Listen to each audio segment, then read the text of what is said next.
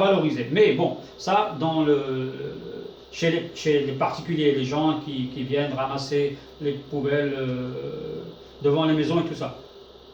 Mais par rapport, par exemple, à une déchetterie qui va faire, par exemple, le tri des ordures par des tonnes. D'accord? Donc, ils vont classer les déchets, des tonnes d'aluminium, des tonnes de carton, des tonnes, je sais pas quoi, de restes de légumes et tout ça, et des restaurants et tout ça. Alors, on parle à grande échelle, là.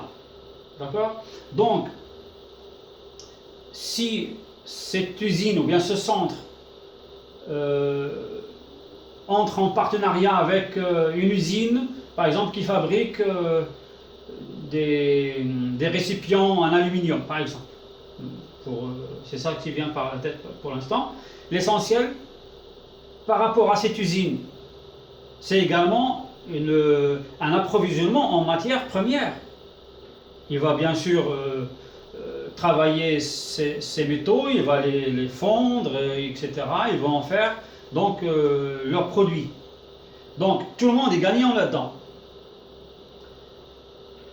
Le particulier, lui, il jette, hein, donc il se débarrasse des ordures.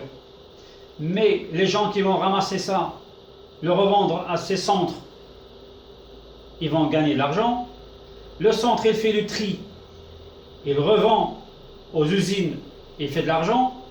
L'usine, il prend cette matière en tant que matière première pour épargner un peu plus d'argent et bien sûr, on va dire qu'il va économiser son budget, hein, au lieu de mettre le tout sur une marchandise ou bien une matière première qui va emporter par exemple, qui va importer de l'étranger par exemple, ou bien qui va extraire de quelque part, même ici dans notre pays. L'essentiel c'est qu'il achète de la matière bon marché, donc pour lui c'est un bénéfice, c'est une valeur ajoutée pour l'usine.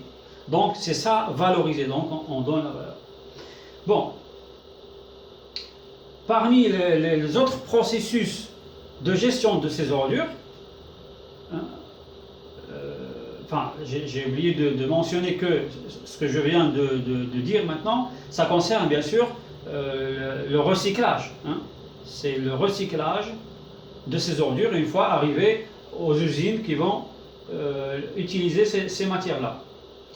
Mais une autre façon d'utiliser ces ordures, c'est d'en faire quand même une autre chose très importante par rapport au foyer, par rapport au pays en général. C'est surtout quand on arrive à utiliser ces ordures pour produire de l'énergie. Et vous savez que l'énergie, ça coûte très cher pour l'État, ça coûte également cher aux usagers, bien sûr aux maisons. Donc, si on arrive à profiter de ces ordures qui vont être jetées quelque part dans la nature pour aller faire des dégâts et polluer la terre, le sol, le ciel, la mer et tout ça, donc la nature en général, il vaut mieux en faire quelque chose de bien, hein, et de bénéfique. À savoir